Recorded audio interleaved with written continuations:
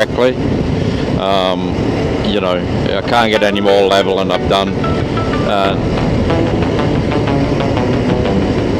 It's a bit of a worry. So anyway, I'll leave it. Put that to a side. Just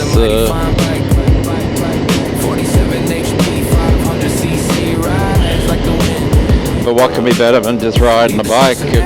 Just poking through Numinbah Valley, any valley, any road where you haven't got too many cars. It's Sunday, so we may have more than. Sunday always brings out the Sunday bike riders and the Sunday car riders with a lot of hotted up cars and stuff, and so you get people that aren't necessarily the full quid, so to speak, as far as you know, sensibility is concerned on the road. We're talking about, you know, things that kill people, speed on these roads and not being in control of your vehicle and just doing silly things. So we're not just, you know, I'm not being you know, whatever, I don't know. But right now, I'm looking over this beautiful scenery. It's one of my favourite roads. So I guess we've got to count our blessings, eh? If we can't count our blessings when we're riding like this, if we're motorcyclists, when can we count our blessings?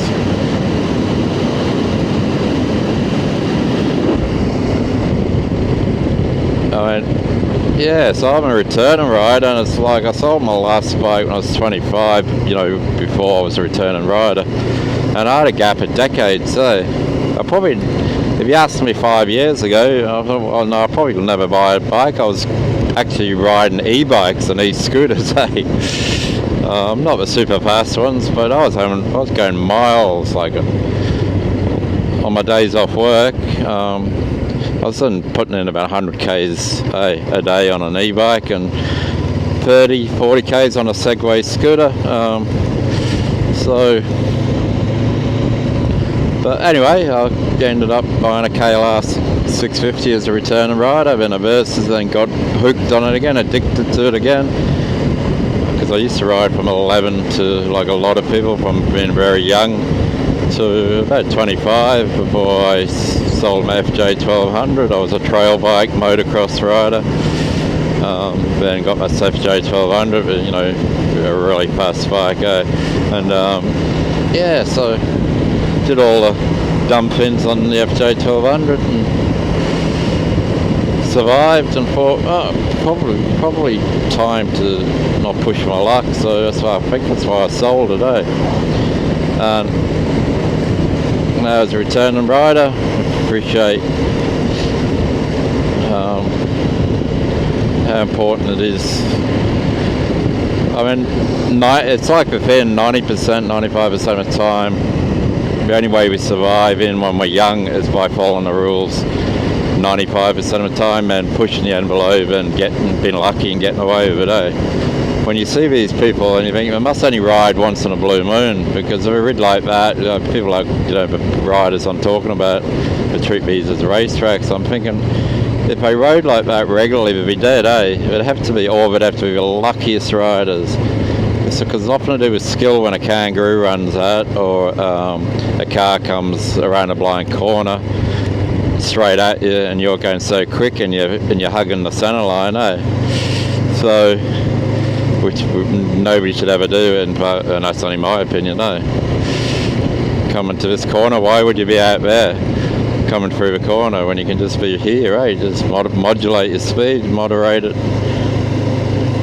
scan for potholes.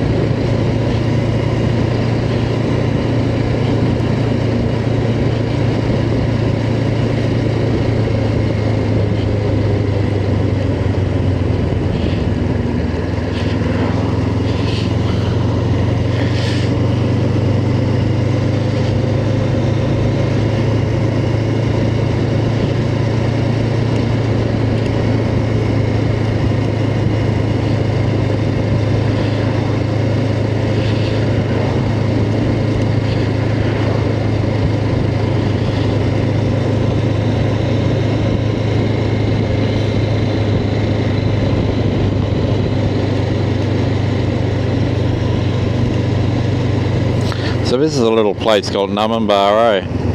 They've got a toilet there, and they've got a school of arts where sort of a place like David Bowie and the early, the kangaroo, early 60s guys,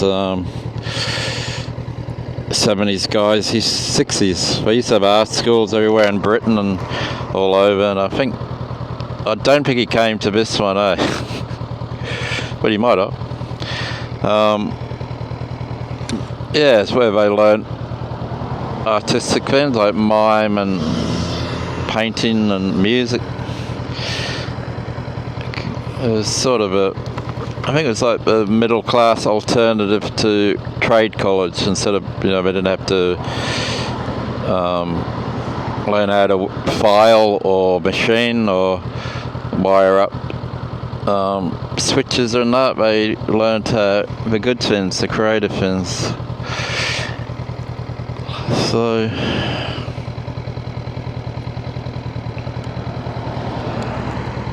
there you go. A little bit of useless information.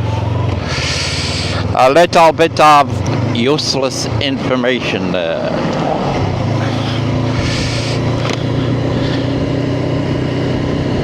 Yeah, but this is a beautiful part of the world, You just drift off into the universe, into the present moment.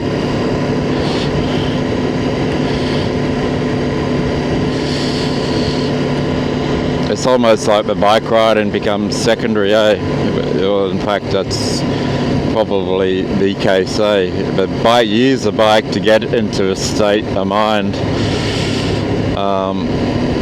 and it becomes part of you anyway. So, but at the same time, it's not the primary focus. You focus, and you just become second nature. You focus and you're scanning, but you're here for something else.